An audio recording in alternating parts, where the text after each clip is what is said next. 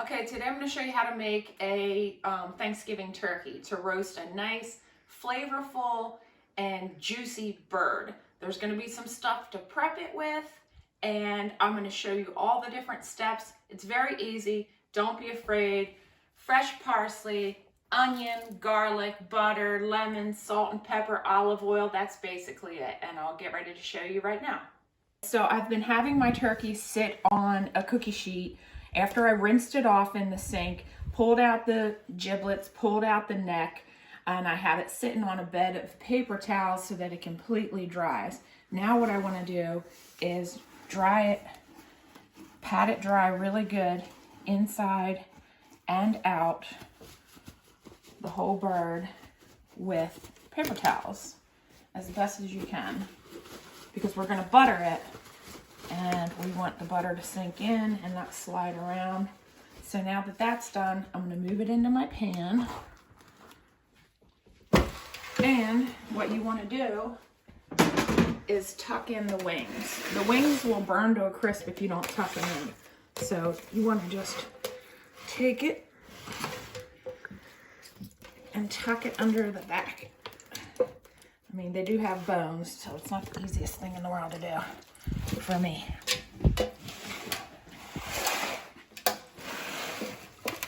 Gotta manhandle that bird. There's one. And there's the other. Here in a second. Getting there. Dang, going. Whew. There we go. Okay. Now that's done. Okay, now we salt and pepper the inside and the outside of the turkey. And just rub it all over.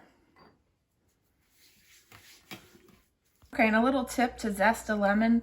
You might want to put it in that way because it looks like it should go that way, but the juice is going to come out this end. So Stevie actually likes to put it on a little bit of an angle. And look at that. So zest about 2 lemons, which means that you take the zester. Stevie's already done these for me. This is a lemon zester. And you want to get all the rind off. And you scrape that way. The rind comes off. She's got some in here. I'm going to chop it up and we're going to add it to our mixture. Okay, so this is the mixture that we're going to use to put inside the turkey skin. You're going to want 3 sticks of butter, softened, about 2.5 tablespoons of olive oil, 3 garlic cloves that are pressed, about 1/2 cup of fresh parsley. Okay, you want about 1 tablespoon of salt and 1 teaspoon of pepper, 6 tablespoons of that fresh lemon juice, and about 1 tablespoon of the lemon zest, or 1 zested lemon. And then so we're gonna mash this up until it's combined. Okay, this is the consistency you want. Everything's mashed up. I started to mash it and found that my butter wasn't super soft yet, so I put it in the blender and blended it, and that's fine too. It's just an extra step and more dishes, but that's fine. This is the consistency you want, and oh my gosh, it smells so fresh and delicious. To put that mixture about 2/3 under the skin. So the next step we have to do now is get under the skin. You have to be careful not to break your skin. So you want to separate the skin from the turkey breast as best as you can, because this is where your mixture is going to go. And be very careful not to puncture the skin. Okay, and I have nails, so I asked Stevie for her help on this part. You can see how she's under the skin, over the breast. Don't pop out the little button popper.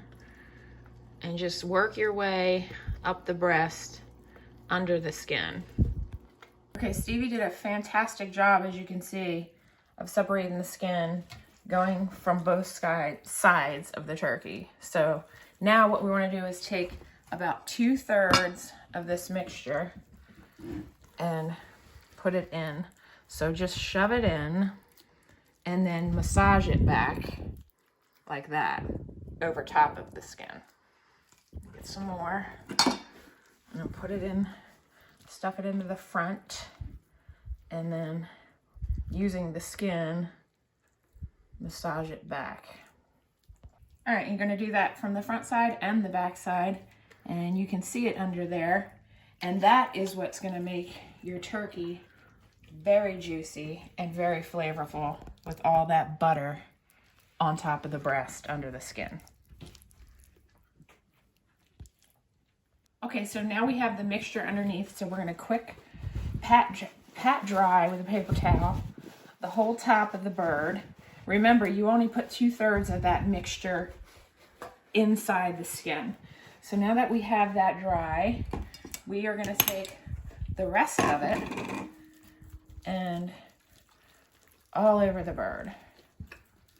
Okay, so I patted it dry as much as I could, and as you can see, it was very hard to get it spread, so I ended up just leaving the glops wherever I could get them to stick.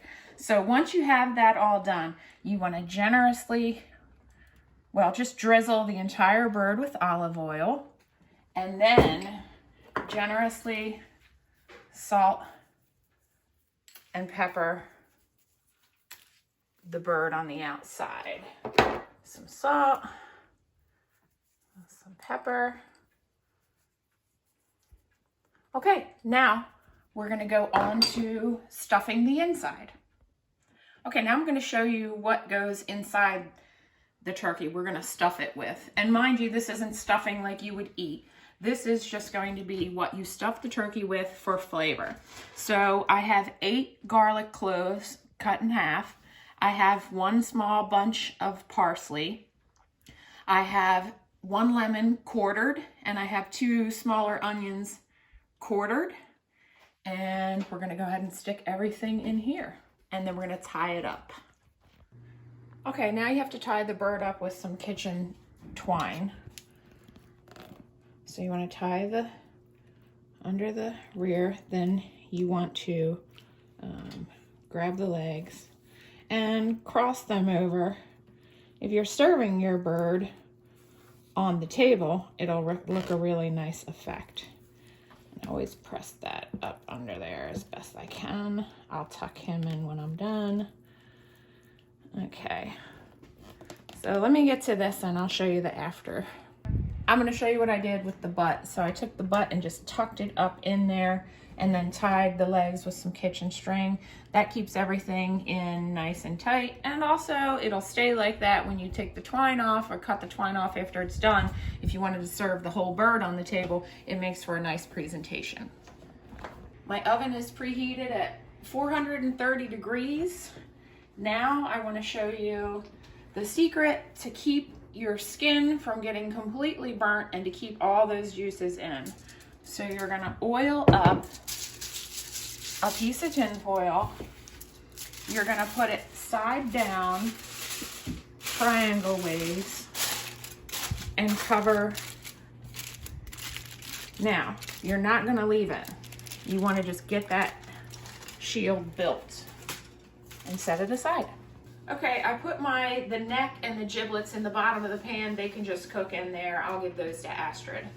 Or you can make gravy with them. Get ready to put this in 430 degrees, uncovered with for 20 minutes.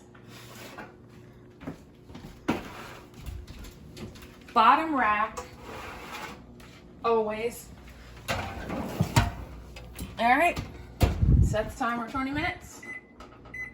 And then when we're done, after that goes off, I'll show you the next step, but when it goes off, automatically reduce your heat to 350. Okay, it's been 20 minutes, my timer went off, so I'm gonna take it out and I'm gonna baste it and put the foil shield back over it.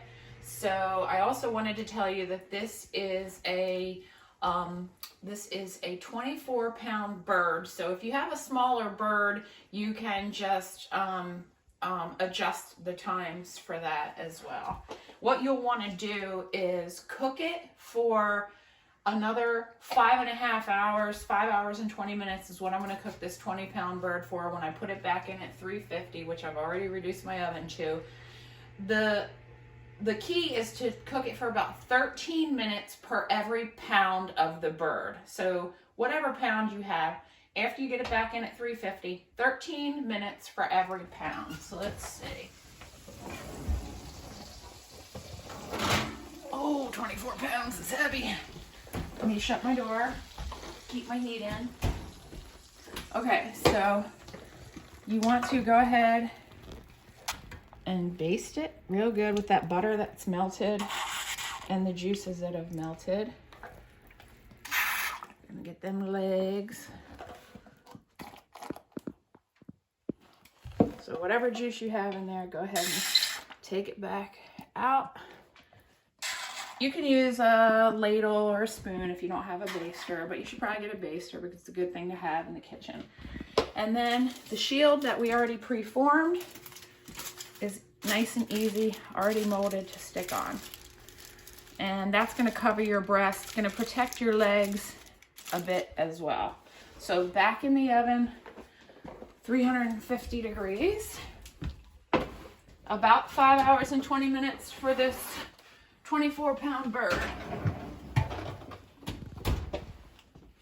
Okay, so it's important that you don't get sick to check the temperature of your bird because you can get all kinds of diseases or poisoning, salmonella, I'm not sure what it is, but anyway, get a temperature check on your bird before you serve it, just to make sure it's done. If you don't have one of these, let it go an extra half an hour or something just to be sure, but you do run the risk of drying out your bird. So they have the kind of thermometer that you can stick in the bird and leave it, but I don't have that kind. So I have this kind. You take the little temperature, pop this little thing out, it automatically comes on, you stick it under the leg and deep into the thigh meat. So the thigh temperature should be 170 degrees if it's done. That's the internal temperature of the bird. The breast should be about 160 degrees. Make sure it reaches that temperature before you serve it and call it finished. That's very important. Okay, I pulled the turkey out of the oven. I'm gonna check the temperature because to me, it looks like it's done. I was pulling it to baste it some, and I was gonna cover the legs so they didn't get any more brown, but I'm tickled with the color, and as long as the temperature is right, I can call it done. So stick your thermometer in the dark meat over here. 194, that should be 170, so that's clearly done. This should be 160 in the breast. Definitely 160, so that's done. Let me try one more side. 190, that should be 170. So I'm gonna call this bird done. So I'm gonna put and also this thing popped. So I'm gonna put a tent of foil over it and let it sit. Let it sit for at least 1 hour. The longer you let it sit, the juicier it will be. And there you go, Thanksgiving turkey.